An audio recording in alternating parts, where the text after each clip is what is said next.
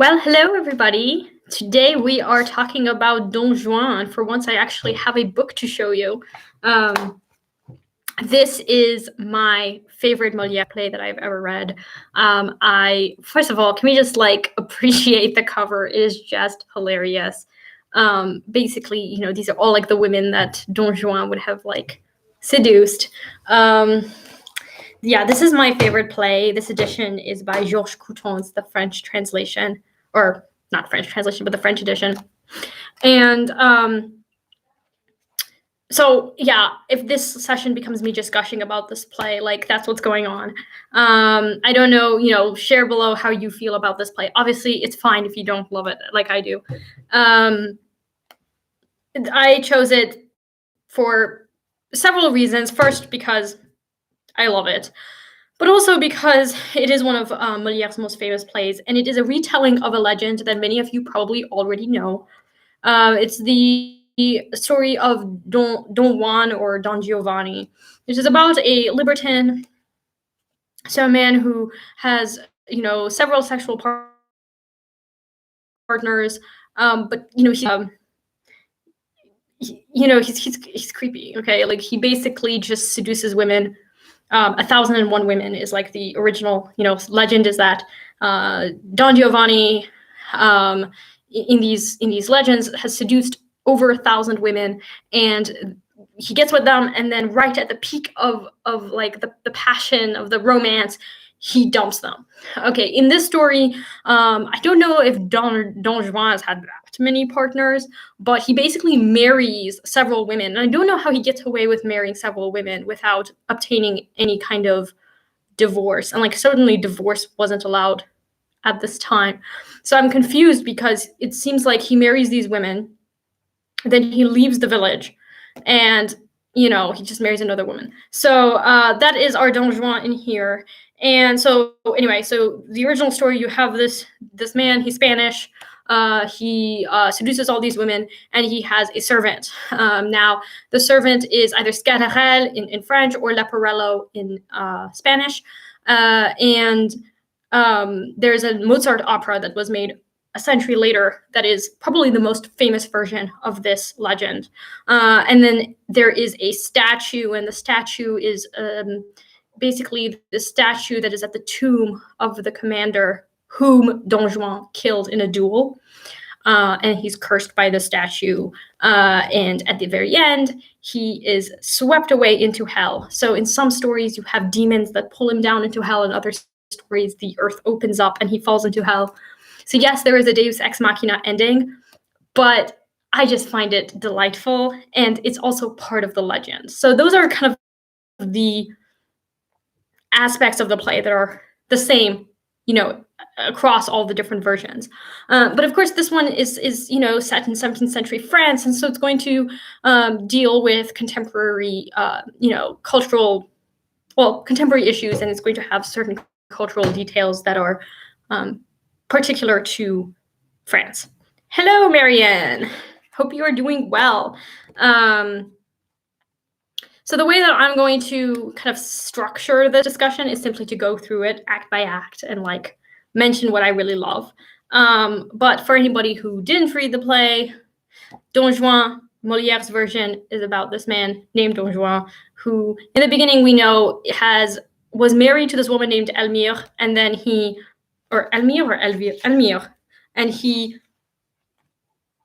leaves her. And so she confronts him and realizes that not only did he seduce her and then marry her, but she was in a convent. So he took her out of the convent, and they got married, and now he has left, and she confronts him because she basically catches up with him and is like, oh, you've left me, basically. And he has a servant named Scararelle who sticks with Don Juan, because Don Juan has promised to pay him eventually. He hasn't paid him yet. And so Scararelle has to tolerate whatever idiocy Don Juan gets himself into. And then, of course, you have the commander, the commandatore, who is dead because he died in a duel, and Don Juan killed him. And, there is that infamy. So, and then basically what happens is he's invited by the statue, like the two in Don Juan, to a banquet, and it is at the banquet that Don Juan is finally condemned, and the earth opens up, he is condemned, and then the last lines are some of the most, the last lines are some of the most famous in all of Molière's plays, "Mes gages," which is basically Sganarelle screaming, my money, because Don Juan had promised him that he would pay, his servant eventually if his servant was obedient. And, well, he can't, because now he's in hell. And so Sganarelle is left disappointed because he didn't get what he bargained for. There is one part where Don Juan, he tries to get out of a situation, and so he exchanges he exchanges places with his servant, so his servant gets punished instead of him. Yeah, it's so funny, and I think that the lines are just brilliant. So that's that. I want to kind of start in the beginning and talk about the first act, and we'll just go through it. So this was first represented February 15th, 1665, at the Palais Royal, where Molière often performed his plays. And,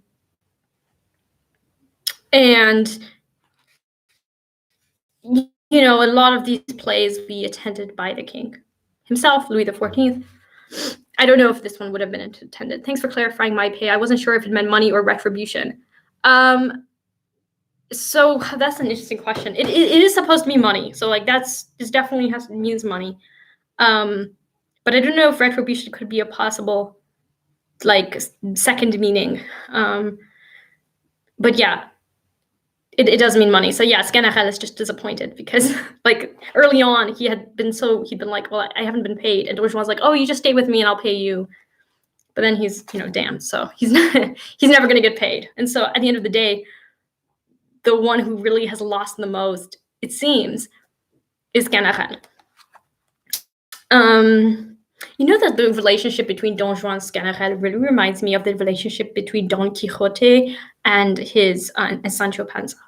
Just like how Sancho Panza knows that his master is an absolute fool, but he's like obedient to him anyway, because that's what that's what a servant is. A servant is obedient to his master, but also because he like hopes that he will get paid. It really reminded me of that. Very different stories, but like the whole master-servant dynamic is similar to me.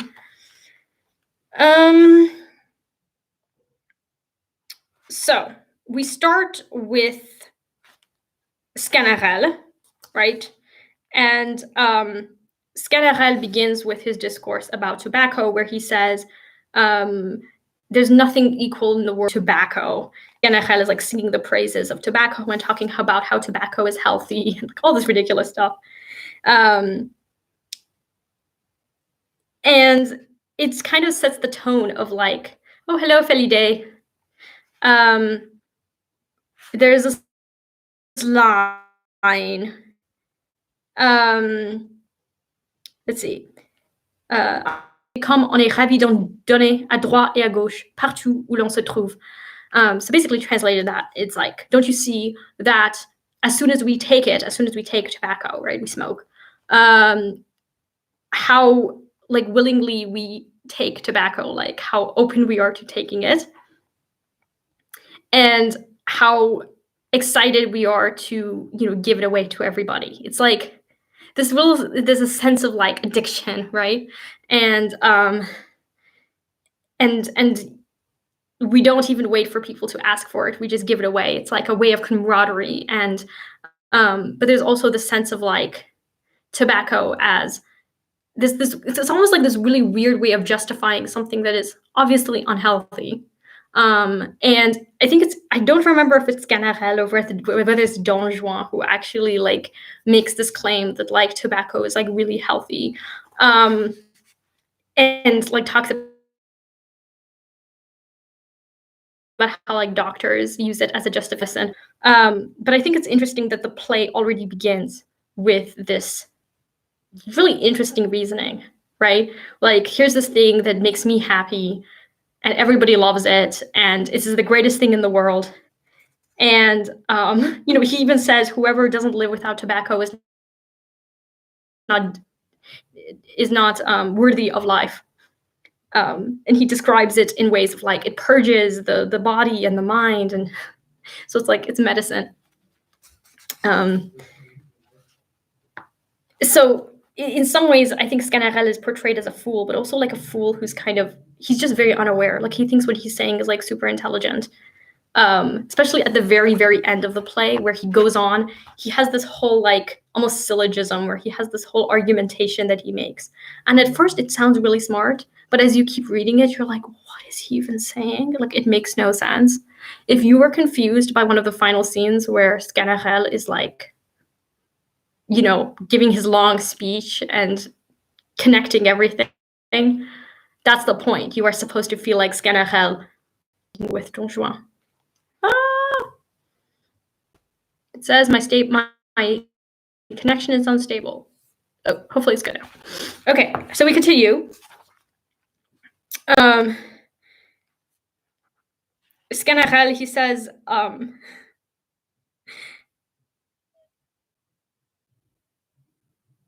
Sganarelle talks about how he would, he's talking to Guzman and he's like explaining, basically it's like his way of talking about the character Don Juan before he appears on scene. It's kind of like when we read Tartuffe, we hear about, we see these characters talking about Tartuffe, but we haven't seen Tartuffe yet, right? So it's the same thing. So Sganarelle is talking to Guzman right in the beginning about Don Juan, about Don Juan's morals, right? Don Juan doesn't value marriage.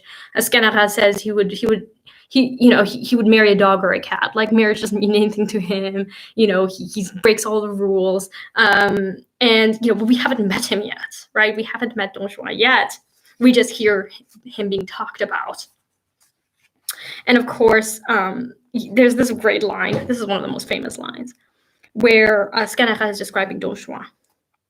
And he says, I will teach you, internos between us, that Don Juan, my master, the greatest rascal on earth that has ever lived, is a fool, a dog, a devil, a Turk, a heretic, who does not believe in heaven, nor in saints, nor in God, nor in the werewolf, who passes his life as an animal, an Epicurean pig, who closes his ears to all Christian morals, basically. And you tell me that he married his mistress, and he says, believe that he would have more readily to satisfy his passion, married you. Okay, so you see that homosexuality is being used here as a punchline, or his dog or his cat. And so, we get already this sense. Don Juan is just the most amoral. He's amoral. It's not even just he's immoral. It's like he's amoral. Like there is no morality. He lives fully by his appetites. And, there you go. In some ways, so does Sganarelle when it comes to tobacco. I think that's interesting. I love that he doesn't believe in the werewolf. And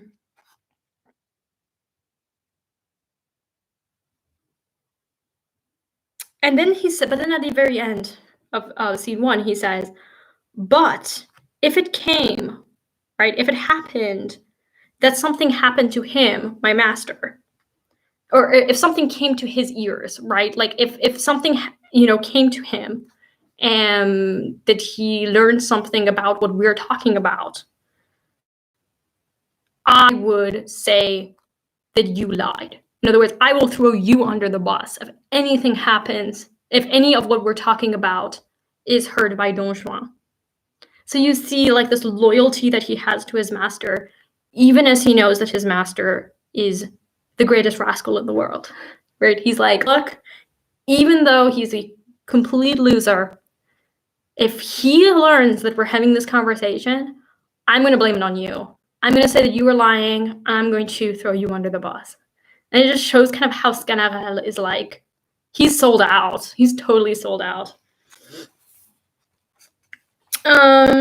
So I love, I mean, I think the opening scene is brilliant. Smoking, yes, smoking loves cats. Yeah, I would say that's the yeah, that's a way of putting it. So Sganarelle is a cigarette or a pipe, and the emojis are funny. And Don Juan, then Don Juan appears in scene 2. So scene 1, we don't see Don Juan. We have people talking about Don Juan. So we learn who Sganarelle is in the way that he talks about his master, and then ultimately him saying, look, no matter what, I'm going to be loyal to him. Scene 2, Don Juan arrives, and he says, beauty makes me happy wherever I find it, and I will give myself up to it easily, no matter what. Like, I am, basically just, I follow my appetites. That's my law. That's what I do. And then he says, je me sens encore à aimer toute la terre, et comme Alexandre, je souhaiterais qu'il y eût d'autres mondes pour y pouvoir étendre mes conquêtes amoureuses. So I love the entire land. I love the entire world. And like Alexander, of course, Alexander the Great, I would hope that there were other worlds so that I could spread my amorous conquests. So, he's like Alexander the Great. He's going to conquer all of the women everywhere in the world. But I also love kind of the play on the idea of him loving the entire land. There's like this weird play on Christian charity that goes through this entire play, right? Like there's this idea in Christianity that you're supposed to love everyone unconditionally. So you love everyone. That's great. But if you love everyone like Don Juan, but Don Juan plays with that. He's like, I love everybody. Like, I'm just open to love wherever I find it. I am just the most generous person. So there's this whole play on Christian values. It's like it's this perversion of like Christian doctrine, which I just find absolutely brilliant. And then Sganarelle says to Don Juan, he says, man, Don Juan's like, what do you mean? He's like, the way that you justify yourself, it's so convincing. And I think that's what makes Don Juan such a compelling figure. Connection's unstable. Hopefully it works. Please work. It's trying to reconnect. I don't know. Let me know. Am I reconnected? Oh, I'm reconnected. Yeah, so basically what makes Don Juan so compelling is that, he's our anti-hero, right? Like he's a loser, okay? He's the villain. And yet, the way he justifies himself, like he uses a certain reasoning that is just so convincing. And of course, to someone like Sganarelle, who's just, like, he's a fool. He's just drawn to anything that sounds smart. It's particularly convincing to someone like him. So I just love that. I love how I find Don Juan to be such a compelling figure, despite the fact that he's a monster. So there's that.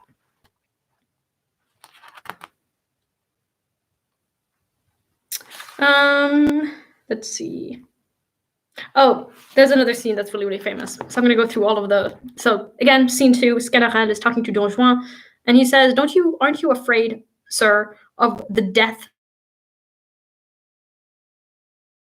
of this commander? He's talking about the commander he killed 6 months ago. And Don Juan goes, why should I be afraid? Didn't I kill him well? Et pourquoi craindre? Ne l'ai-je pas bien tué? Fort bien, le mieux du monde. Yes, very well. You killed him very well.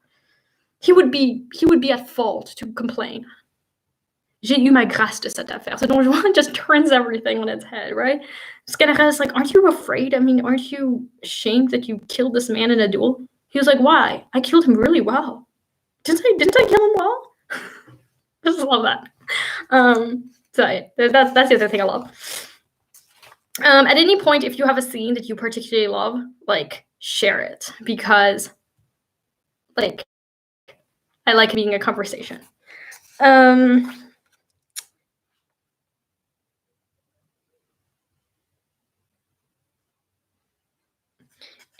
then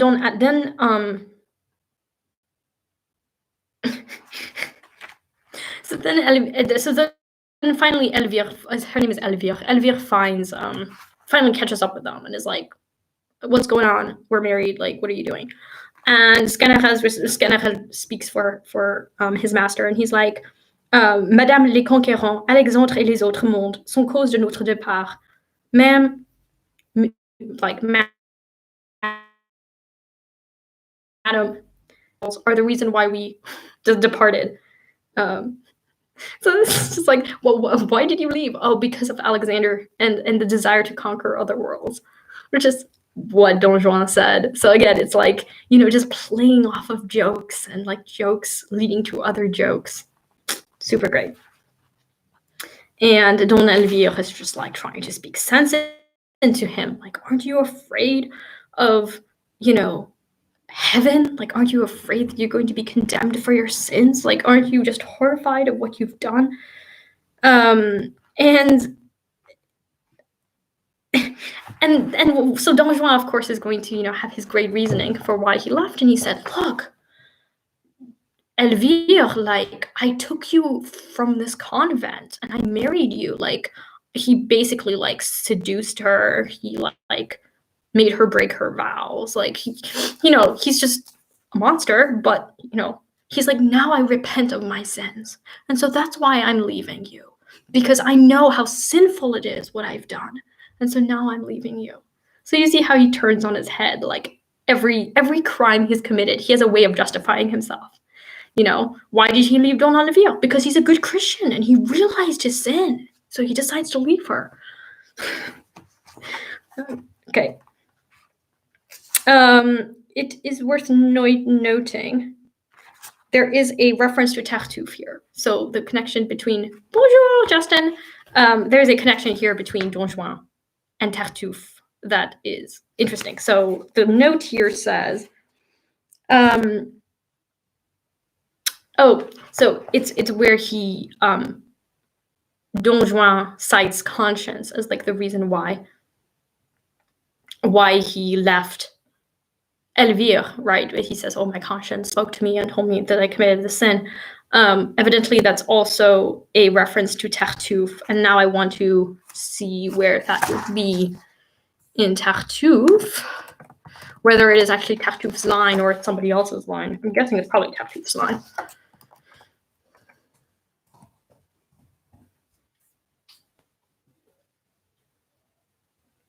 It's casuistry, and I'm going to actually talk about casuistry in a second. 1585. Yeah, 1595. Ce fut par un motif. Okay, no, it's actually Orgon. So it's between Cléante and Orgon. And Cléante says, pourquoi donc les avoir en autre main lâchés? I don't know what the context is. Ce fut par un motif de cas de conscience. Je les dois à mon traître en faire confiance. Et son raisonnement me fait persuader de lui donner plutôt la cassette à garder. Oh yeah, that's it. So Cléante asks Orgon, why did you get... So Orgon in Tartuffe has some material. He has some illegal documents, basically. And Tartuffe, at this point, Tartuffe has been driven out of Orgon's household. And so now Tartuffe is going to blackmail Orgon. And so Cléante, who is, I think, his brother-in-law, like, asks Orgon, like, why did you keep these documents in the first place? And Orgon says, oh, it was just, it was a cas de conscience, like, or why did you give, why did you give these documents to Tartuffe in the first place? And Orgon's like, it's because of my conscience. I trusted him, and his reasoning convinced me. And so when Don Juan is speaking about his conscience and the reason why he left Elvire, he uses the same lines, mais par un pur motif de conscience, un motif de cas de conscience in Tartuffe, that, like, I left I got out of this sinful relationship. It was out of conscience. So you see how conscience here is being manipulated. And also, I think it's interesting that Don Juan is not repeating the words of Tartuffe, but rather the words of Orgon, who is kind of in the position of Sganarelle here. I mean, if you think about the dynamics. I feel like there's more I could say about this, but I just noticed that there's a reference to Tartuffe, and since we already read Tartuffe, I thought that's worth considering. Marianne, there's almost something postmodern in Don Juan's portrayal, amoral as opposed to immoral. Also, I couldn't help but think of Tartuffe when he tries to justify himself. I should have read your comment earlier. Yes, what we're just talking about that. That's a yes, that is perfect. I think you're absolutely supposed to make that comparison, especially since there are lines from Tartuffe that are in this play. So I think it's cool it's great that I chose these two plays for this month. I think that they're good, and that we read Tartuffe first. And yeah, amoral versus immoral. Yeah, because immoral has a sense of like I don't know, that you're aware of the morals and you just like act opposed. You break. You're just not following the moral rules. Whereas with like Don Juan, he doesn't recognize them. They don't exist in his book. So he is amoral. He lacks any kind of moral system. His only motivation is his own desires. But yeah, it is very much like Tartuffe. He's very much like Tartuffe in the way he justifies himself. And also, I think the parallel I can see is how, it's between more Orgon and Sganarelle too, where like both are servants in a sense of these charlatans. And they trust that, everything's going to work out for them, that it's going to be, that they're with people they respect in a weird sort of way. The difference, of course, is that Sganarelle knows that his master is a loser, and he stays with him anyway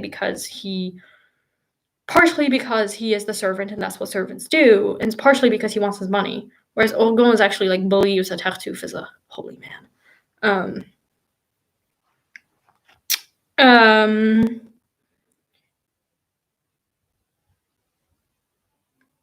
Let's see.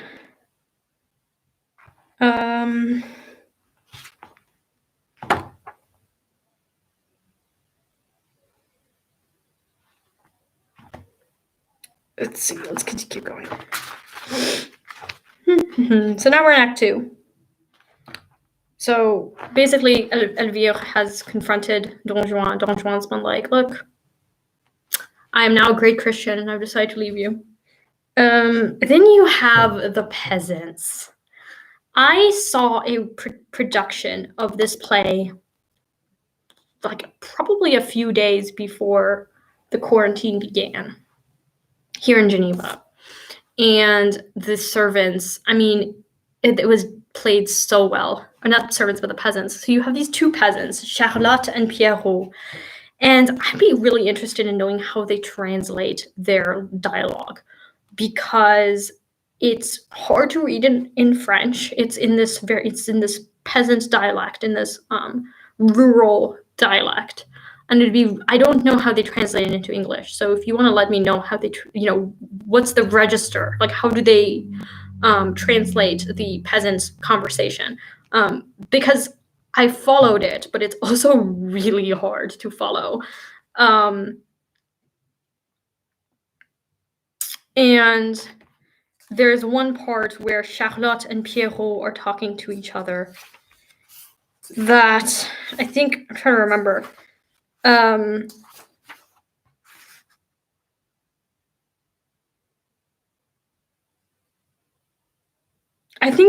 want to say that Pierrot accuses Charlotte of being unfaithful, but it might be the other way around. This part is very much like a reference to a farce. In like medieval farces, you have this humor between peasants, and you kind of making fun of peasants doing stupid things. That's what it reminded me of. It also has this like pastoral element to it, where it's like in the pastoral genre, there's like shepherds and shepherdesses, and they fall in love and they sing with their sheep. It's a thing. So I think that there is some kind of reference to that in this section.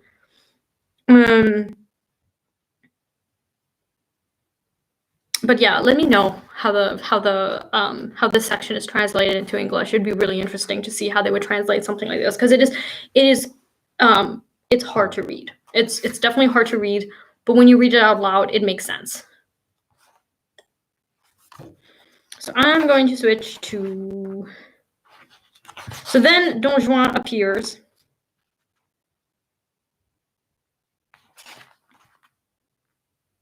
I think, if I remember, they're talking about they see Don Juan and Sganarelle as they were running away. They were like, their boat flipped over or something, and they were like all drenched. But because they're all dressed like gentlemen, the peasants are like super confused. They're like, what are these guys doing? And so then Don Juan appears, and of course Don Juan then pretends that he's in love with Charlotte, of course. And then there's this other woman who comes. I'm trying to remember who the other woman is.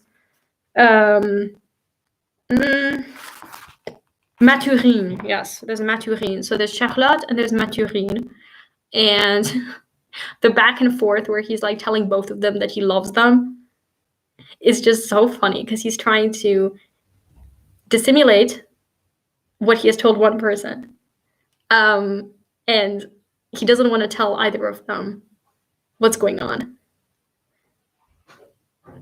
Oh, the part about the clothes was hilarious. The peasant guy said he would drown in them or something like that. Yeah. He's like, I was so confused, because he's like describing them and how like these people are all dressed really, really well, and they're like, he's so confused what's going on.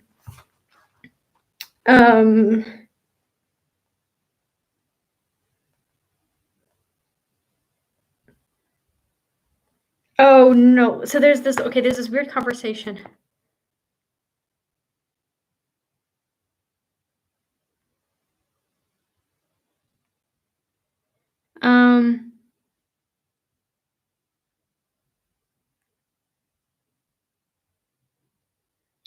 Comment please on how Don Juan actually is a lot different when read in the French. I don't, actually I haven't read it in English, so that'd be really interesting to know. That's why I'm asking. Like, for you guys if any of you read it in English, like, how did they translate the peasant dialogue? Like, do they use a certain dialect that you're like familiar with? Is it more of like the country dialect in like English? Or, how are they translating it? That would be really interesting.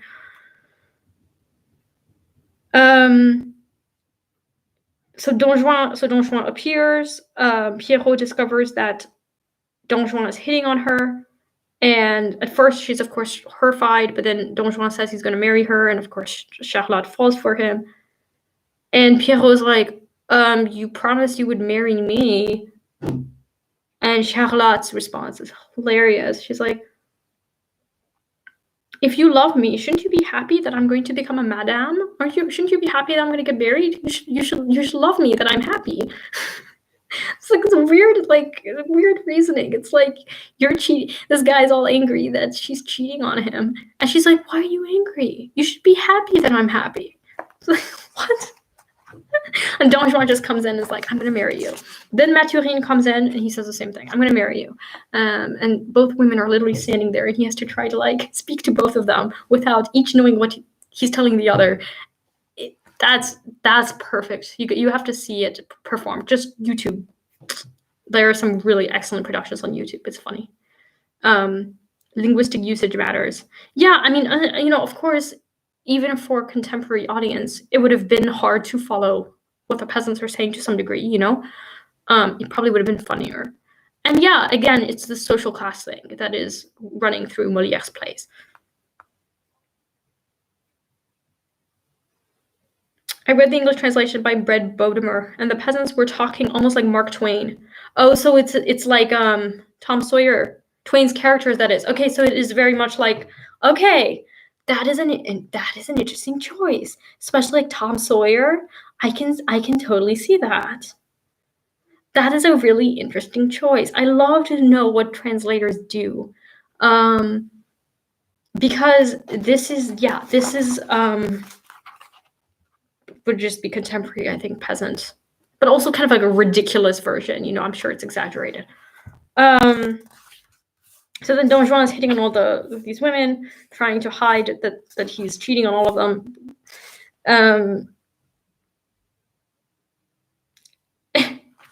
And then Sganarelle comes in, right? So Sganarelle has a moment of guilt, I guess. He's like, I probably should tell these women that Don Juan's a loser. And he tells them, he goes, mon maître est un fourbe. Il n'a dessein que de vous abuser et on a bien abusé d'autres. C'est l'épouseur du genre humain. Et so he's like, my master, he is, a rascal.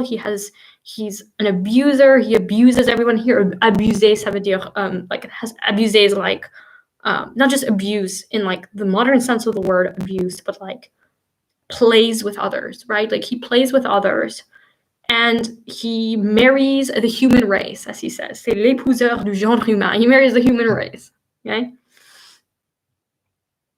And then Don Juan, then he sees Don Juan. Don Juan's looking at him and he changes his story. He goes, no, that's wrong, whatever. Et quiconque vous dira cela, vous lui devez dire qu'il en a menti. He's like, that is wrong. This man is not a loser. And anyone who were to tell you that would be a liar. My master is not the husband of the entire human race. He has no plans of deceiving you. He is not going to manipulate other people.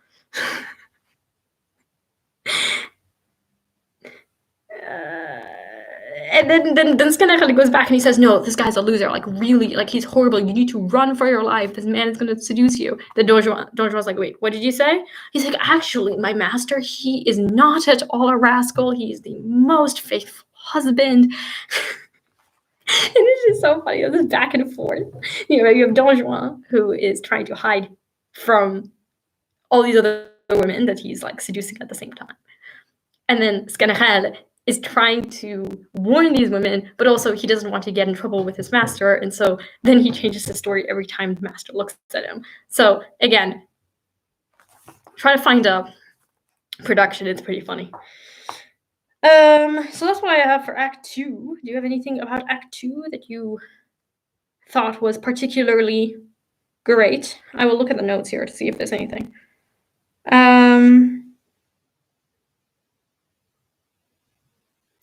Let's see.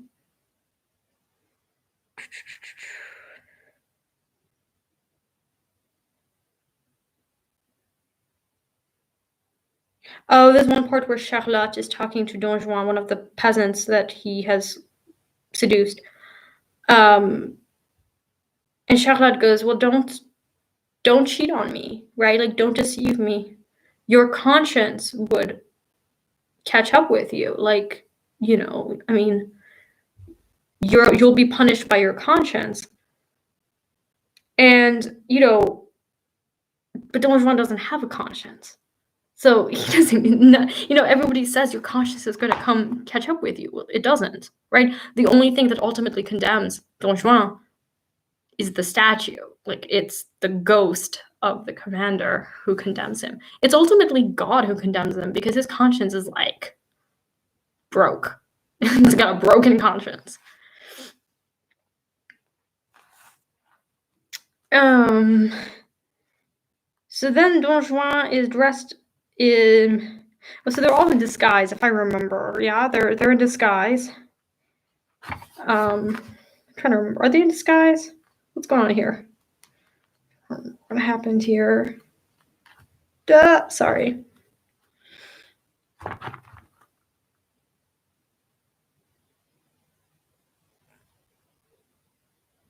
I think they're just. So no, I think they're just in disguise. They run away from the situation, I think, by disguising themselves. And Don Juan dresses up as a peasant, and Sganarelle dresses up as a doctor. So you have the reversal of roles. And Sganarelle, of course, being the doctor, is now in the position of wisdom. And Sganarelle is like, well, I'm taking advantage of this moment to basically give medical advice to everybody, which is, of course, a joke on doctors, because doctors at this time were very ineffective. So there's actually there's an entire play called Le Médecin Malgré Lui, which is translated as The Doctor in Spite of Himself, which is just a satire on the medical profession and how doctors don't cure people, they just kill them.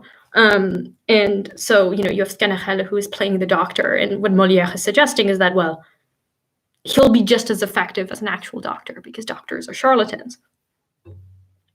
And that's kind of a running theme. Let's see. And there's this idea of there's this proverb in French, which is l'habit ne fait pas le moine, right? The habit does not make the monk. And the idea being that a monk, just because somebody is dressed as a monk doesn't mean that they're actually going to be pious, that they're going to be genuine. Like they could be complete hypocrites, someone like Tartuffe. But of course, there's a play on that in this idea that the habit actually does make the monk in a way, because people trust you based on how you dress. And Sganarelle, because he's dressed as a doctor, is treated as a doctor, is assumed to be a doctor, and therefore Sganarelle can take advantage of people through his appearance. So there's so much here about appearance. You have Don Juan, who appears to be a gentleman. He's dressed as a gentleman, but he's the complete opposite of a gentleman. Or you have a man who knows Christian rhetoric really well, who, uses reason to justify whatever he does, but it's not really reason, because once you actually break it down, you notice that there is no logic to what he's doing. It's simply that he's acting according to his appetites. Bonjour, stylo et papier, stylo et papier. All right, that's me, stylo et papier, or more like clavier, ordinateur. I love it. You're learning French, if I remember. You did leave a comment about that. I hope your French learning is going well. So anyway, that is part act. Let's see what else is going on in Act 3.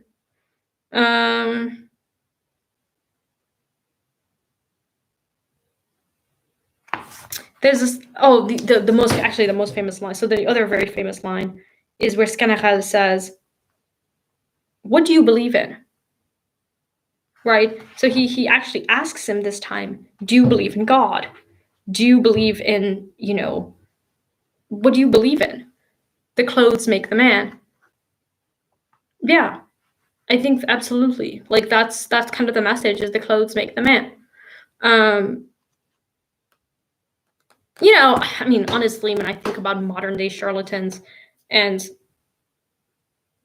someone like Dr. Oz or Dr. Phil, or, it's like they're doctors, right? They actually have medical degrees, but it's also like the way that they're able to, they're because they are doctors, they are seen as having this immense authority on absolutely anything, regardless of whether or not they were trained in the field they're talking about, whether it's, whatever parental issue or diet, whatever it is, because they are dressed, so to speak, as doctors, they have the doctor before their name, they're just going to be believed. People are going to believe them, and they're able to use this to their own ends. I think that's just, it feels very real today. And perhaps social media makes it more complicated.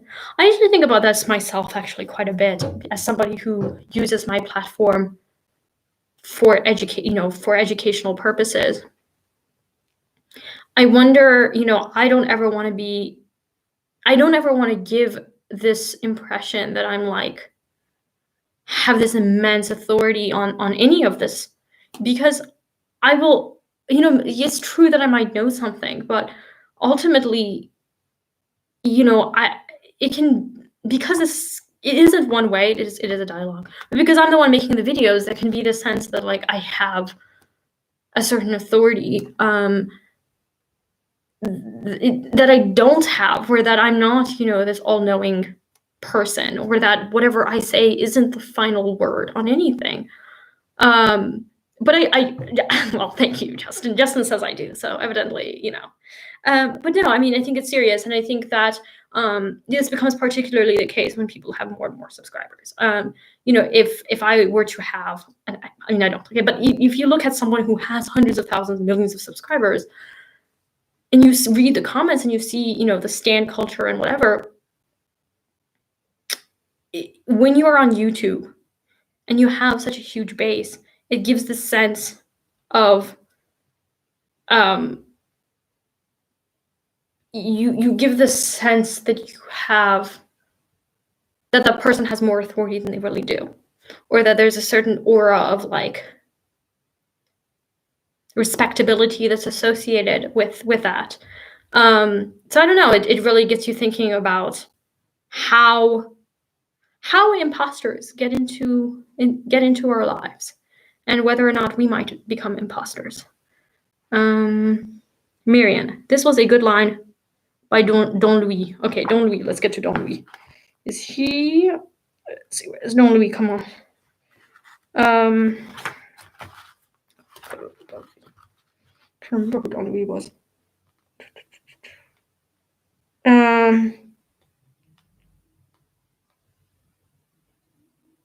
Oh, his father. Yeah. I would prefer to be the son of a weaver who was an honorable man than the son of a monarch who lives as you do. Yeah, absolutely. Molière connected with the humanity of man. You convey the same. Well, I mean, okay. Thank you. But yeah, I do think that Molière, being a comedian, really does, put up like a comedy in the classical sense, puts a mirror before humanity, so that that the reader, that the spectator sees humanity as it is. That's what a comedy is in the classical sense. And I think Molière does that very well, usually. As for Don Louis' comments, I really love the exchange between the two, because, yeah, I mean, Don Louis is like, ultimately, these sort of social positions, if they don't align with what's really, the person's character, then you're just an imposter. And a weaver who is an honorable man, like, maybe his position is not, it's like the position of the peasants in the story. But if he's really honorable, then like that's who he really is, versus, the son of a monarch who lives like Don Juan, like he isn't really a monarch at heart. So he's, that's, I really did like Don Louis' lines quite a lot. And then, if I remember, Don Juan pretends that he has changed his ways. He's like, yes, I'm going to be very obedient, father.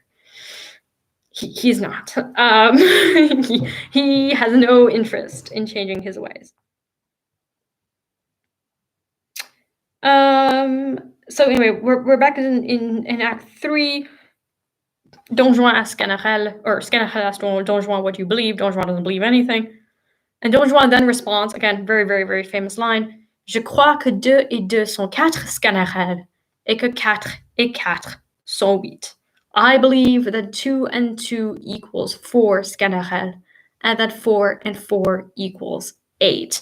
So he's presented as a matter-of-fact kind of individual. And then Sganarelle's response, La belle croyance et les beaux articles de foi que voici. Because what great articles of faith. Your religion, as I see, is therefore arithmetic? Is your religion math, then? And then, of course, Sganarelle is, being the very good Catholic he is like, I may not be a genius, but I do know that our world is not a mushroom that came into the world in one night. And his argument, of course, it's like sort of a play on Christian doctrine, because while Sganarelle is saying that, look, I being, maybe I'm a fool, but I can know that, all of these rocks and this earth and everything, there has to be a God, otherwise this world wouldn't exist. Where did all this come from? The fact that he says, I know that the world wasn't created in one night, to me is almost a sort of weird kind of reference. It's also a reference to Christianity, or like the Judeo-Christian tradition, where the world's created in 6 days.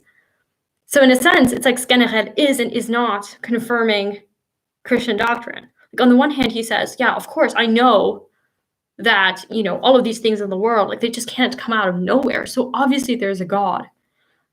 But then he also says that I know the world wasn't created in one day. And it's like, in that sense, I feel like there is kind of this reference to the first creation story. And and Don Juan, of course, is not having any of it. And then Skenered says, I don't care if you're damned. At one point he says, I don't care if you're damned. And of course we learn at the end that actually Skenered does care that Don Juan is damned, because now who's going to pay him his wages? Right? Mes gages is my wages. Like, he doesn't get his wages because Don Juan is damned. So Skenered should have been really working on trying to reform his master.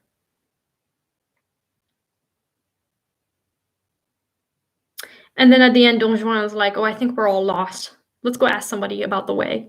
So again, it's like playing, like, we're all lost. We're literally lost because we're lost along the way. The play on words here is great.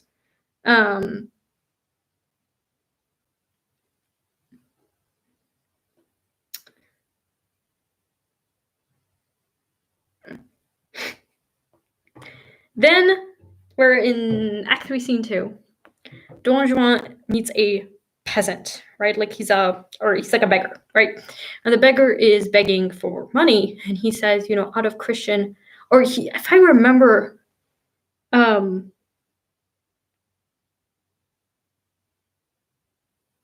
yeah, I don't think he's a monk. I think he is.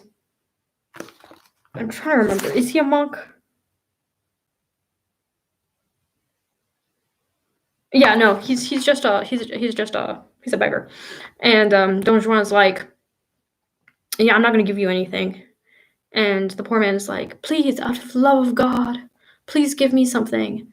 I've been praying God all day long that I will, be healed. And Don Juan's like, okay, well, ask God to help you. Why are you bothering me?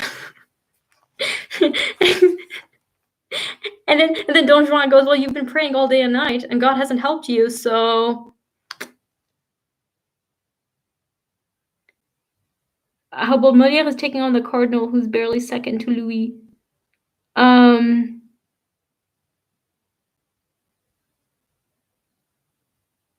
don't know who the cardinal would be. Is there a cardinal? I don't think there is a cardinal in this story.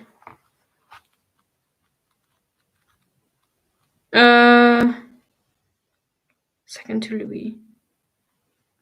Oh, Louis the 14th. Yeah, who was the cardinal? You're thinking of Mazarin. I think Mazarin was Louis the. Yeah, Mazarin. I think you're thinking of Mazarin, right? Because Richelieu was Louis the 13th. Mazarin. He's definitely attacking the hypocrisy in the church to some degree. There is a certain, but at the same time, is he?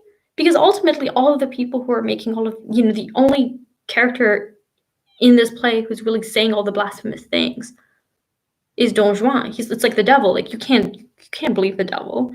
So it's also a really clever rhetorical technique, because if there's any kind of criticism to be made, he's going to just have Don Juan say it, and then if anyone criticizes Molière, he can say, well, Don Juan is the devil. Like, why are you taking his word for it? He's the bad guy in this story. So of course everything he says is blasphemy. Like that's just his character. And so Don Juan, and then he gives money, right? So Don Juan eventually does give some money to the poor man, and he says, prends le voilà, prends te dis-je, mais jure donc. He's like, yeah, take the money, but you must swear. And here swear is like commit blasphemy, like make blasphemous comments. And the poor man is like, well, I'd rather die of hunger Um, and then he goes, Va, je te le donne pour l'amour de l'humanité. Mais que vois-je là? Un homme attaqué par 3 autres. La partie est trop inégale et je ne dois pas souffrir cette lâcheté. So then there is the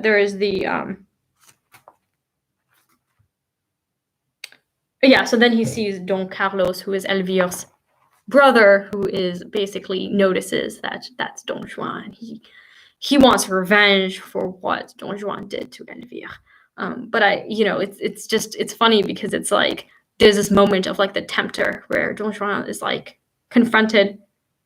Forgive my divergences. Oh no, it's fine. Like let me know just what the cardinal is. Like, yeah, I think you're talking about Mazarin, but I was like not seeing the connection. So just let me know what the connection is. Don Juan is, it says in the notes here that Don Juan is chivalric, but he's not Christian. So there's that. What else do we have?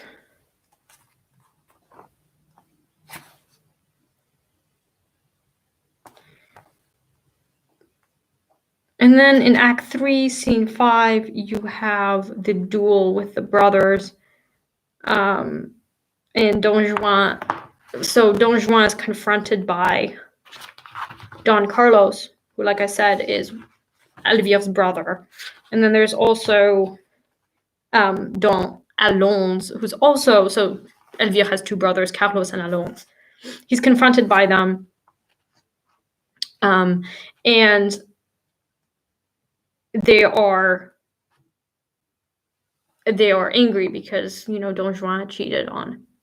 Well, he just dumped Elvira after making her break her vows and everything. So they're really angry.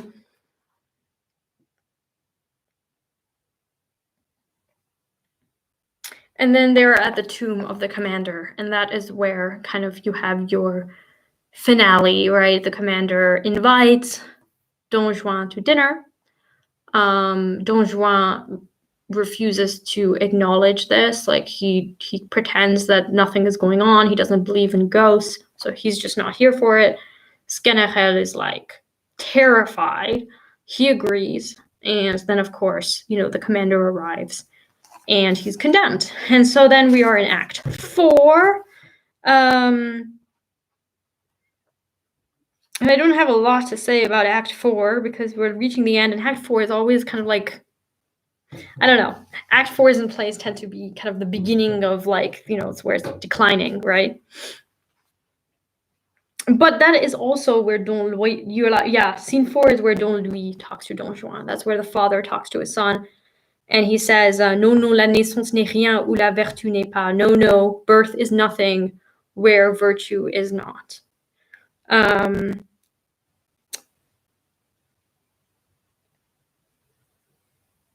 And it says in a comment that Molière seemed to have been trying to rival Corneille in the prose in this section. So yeah, Don Louis tries to change Don Juan. Don Juan pretends that he has changed his ways, but of course he has not. And everything is going to come to a head.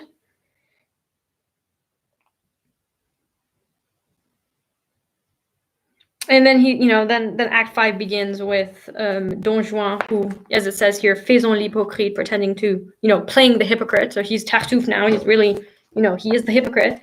He's like, oh, God has touched my heart. I've converted. I'm this great Christian. I'm just fantastic. And Don Louis is like, really happy for you. That's fantastic. Skenerel is like, I'm so excited that you converted. And Don Juan is like, you're an idiot if you thought I converted. You fool. And then Don Juan says, Quoi, tu prends pour de bon argent ce que je viens de dire, et tu crois que ma bouche était d'accord avec mon cœur.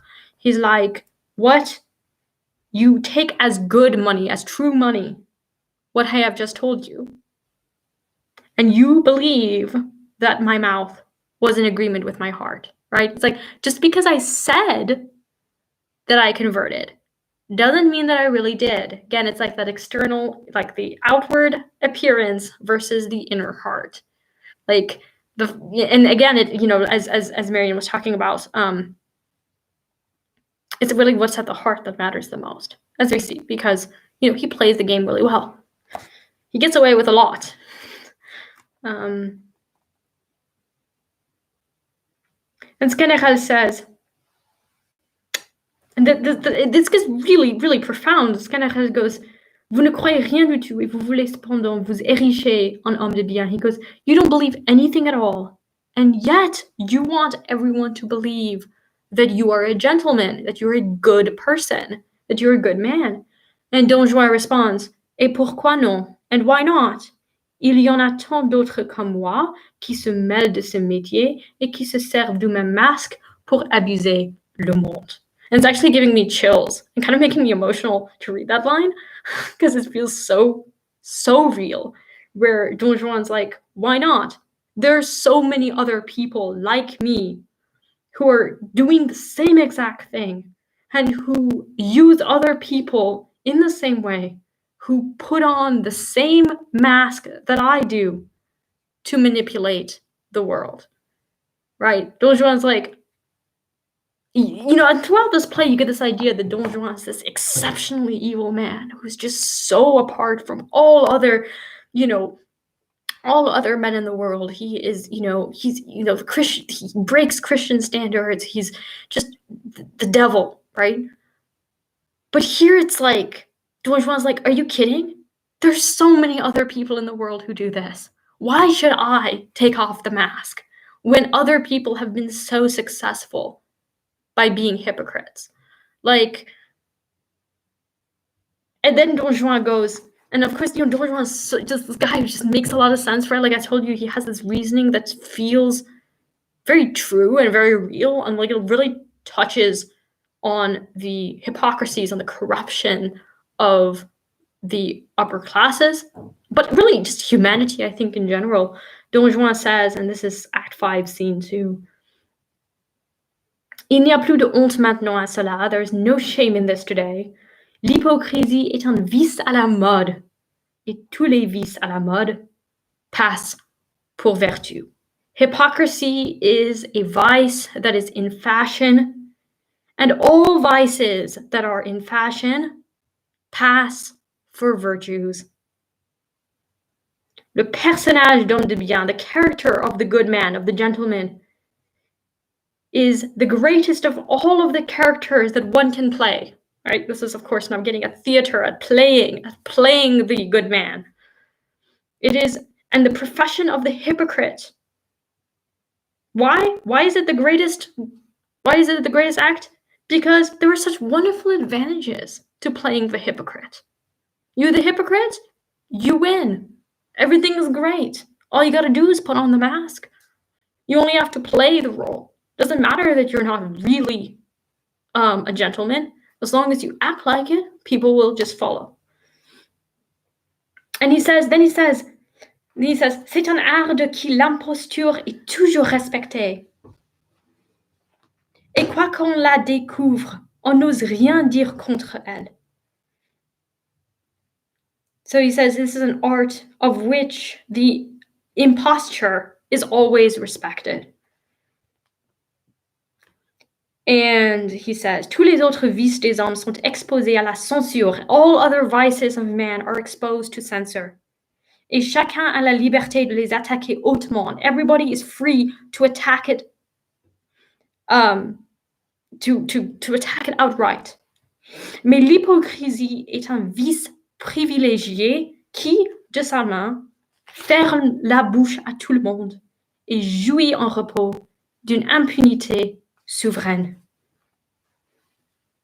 All the vices in the world are exposed to censor, right? Everybody will call it out, but hypocrisy is a privileged vice, which with its hand closes the mouths of everybody and can play in peace with impunity. It's sovereign impunity, right? In other words, hypocrisy, because of what it is, which is, of course, this game that we play, right? The world is a stage, Shakespeare says. We're all men and women playing on the stage, right? We put on a mask. Social status is a mask. But what if your mask hides your true nastiness? What Don Juan says is, hypocrisy is the greatest sin in the world because no one notices. They can get away with anything because people only look at the outside. So what does it matter if, I am a complete loser? No one knows. So it's just the greatest of vices because it passes for virtue. And then he goes on and on and on, where he says, how many people are exactly like me? And he says,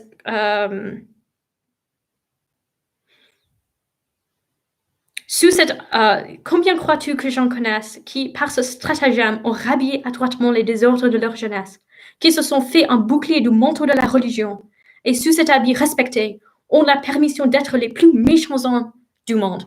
And this, of course, is getting at religious hypocrisy, so now we're getting at the Tartuffe image here.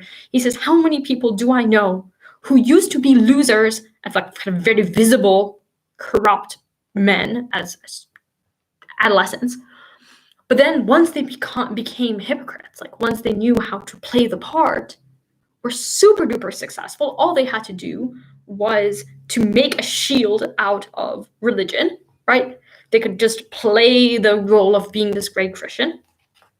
And because they're wearing the monk's habit, so to speak, they have the permission to be the most evil people in the world, right? Because they wear the mask, they can be the most evil people in the world because nobody knows. People close their eyes to what's going on.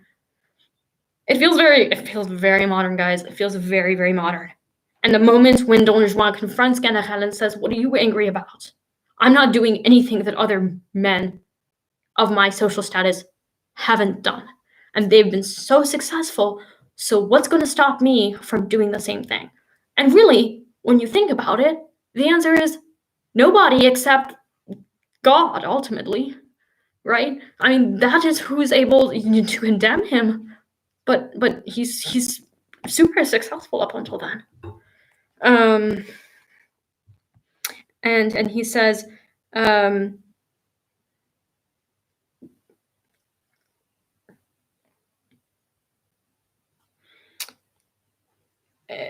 he says, que si je viens être découvert, if I am discovered, je verrai sans me remuer prendre mes intérêts toute la cabale, et je serai défendu par elle envers et contre tous. He says, if I'm ever condemned, society will protect me, right? They will come to my defense. And then I will judge other people's actions, because then, because I'm the great hypocrite, I'm going to then censor other people, and I'm going to call them out for their bad behavior. And in this really weird way, he says, je ferai le vengeur des intérêts du ciel, which is a line out of Tartuffe, okay? Intérêts du ciel, the interests of heaven, where Tartuffe says, I'm acting out of the interests of heaven. Yeah, so Don Juan says the same thing. C'est ainsi qu'il faut profiter des faiblesses des hommes, et qu'un sage esprit s'accommode aux vices de son siècle. And it is thus that one must profit from the weaknesses of humanity, and that a wise spirit accommodates himself to the vices of his century, right? You're wise when you accommodate yourself to the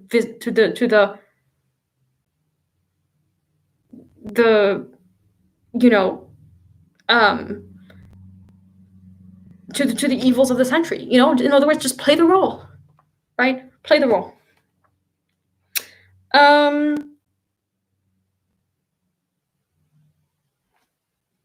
And then Don Juan says, if heaven gives me an advice, it's necessary that heaven speaks a little bit more clearly. If it wants me to hear it. So he's always making these comments.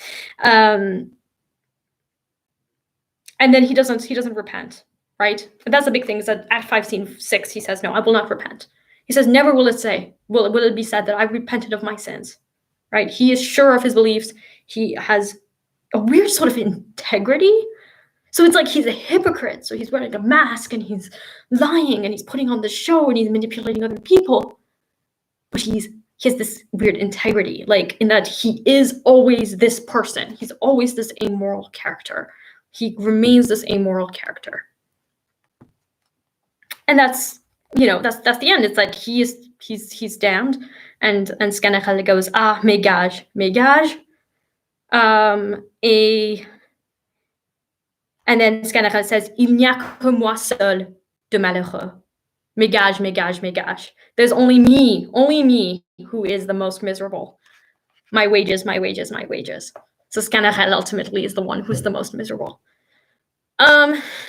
There's so much we can say about this play, and I mean, I clearly have like an insane amount of enthusiasm, especially for the ending and kind of the way that Molière plays with this character of the hypocrite. I think that, you know, I love Tartuffe, and Tartuffe is great, but I think Don Juan is like masterpiece. Like I just think it's the best play. So anyway, I talked for like an hour and 11 minutes, and let me know. I mean, if there's anything else, I'm gonna just stop talking for a minute and see if there's any comments, because I feel like I've talked the whole time.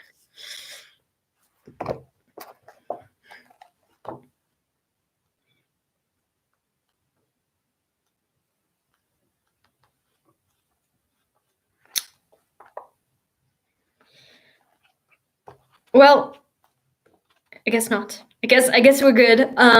Next week we are doing our final play, which is Le Misanthrope. I believe it was Molière's final play he ever performed.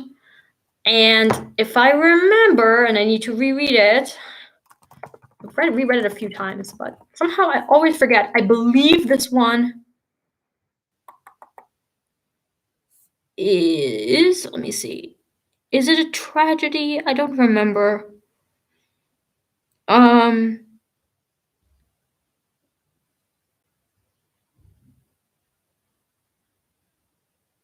don't remember, but I believe this one's a little bit more. It is a comedy of still. Thanks for sharing.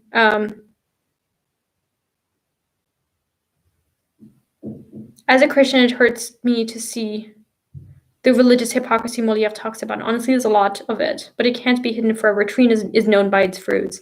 Oh, absolutely. And I think that there is, it's definitely known, but the thing is, of course, it's like the tree is known by its fruits. Hopefully sooner than later, because think of like someone like Elvire, who like really believes that Don Juan loves her, and he just abuses her. And then she discovers the truth. It would be nice if, there's a certain satisfaction at the end of this play where he's damned, and you're like, yes. But also this feeling of like, so that's the only way this guy is ever going to get caught. Like, he's not going to get caught in this world. Like, in this world, he can get away with anything. And that's so frustrating. It's so frustrating.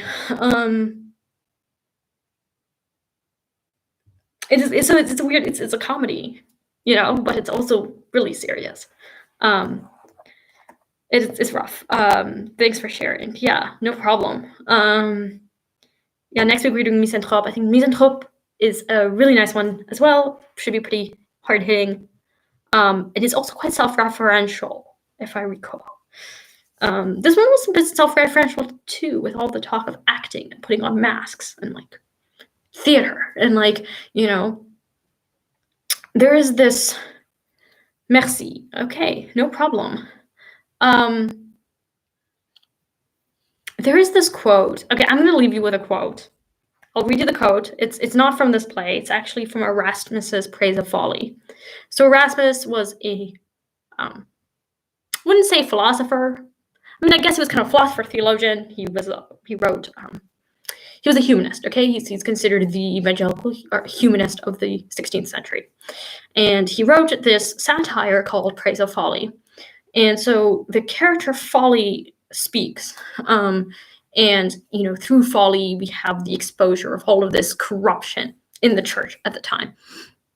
And there's this line that always comes to mind, this passage that always comes to mind, that reminds me of kind of this idea of life being a play and people putting on masks. And it brings out kind of the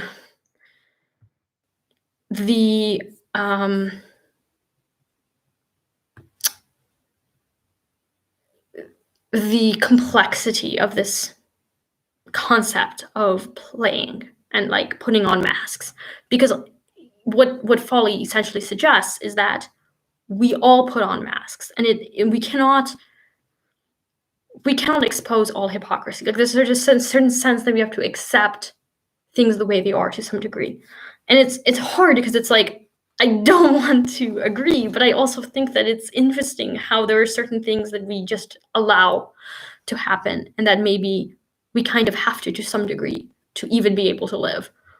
So anyway, this is the passage, and then we'll leave with that. So folly. This is folly speaking. Nothing is so foolish as mistimed wisdom, and nothing less sensible than misplaced sense. A man's conduct is misplaced if he doesn't adapt himself to things as they are, has no eye for the main chance, won't even remember that convivial maxim, drink and depart, and asks for the play to stop being a play. On the other hand, it's a true sign of prudence not to want wisdom, which extends beyond your share as an ordinary mortal, to be willing to overlook things along with the rest of the world, and wear your illusions with a good grace. People say that this is really a sign of folly, and I'm not setting out to deny it, so long as they'll admit on their side that this is the way to play the comedy of life. So yeah, I'm leaving you with this quote. It feels to me like the perfect quote to kind of leave this discussion about Don Juan with, because it makes me wonder whether, to some degree, we kind of want there to still be hypocrisy in the world, or like we all want the play to continue being a play. That somehow we wouldn't really be able to live if everything was exposed. So I hope you guys have a wonderful day or night, as it is 11:20 in my world. And I will talk to you. I think I've responded to most comments. I'll be going through, make sure that I responded to all comments, and we'll meet again next Sunday for Misanthrope. Thank you, everybody. Bye.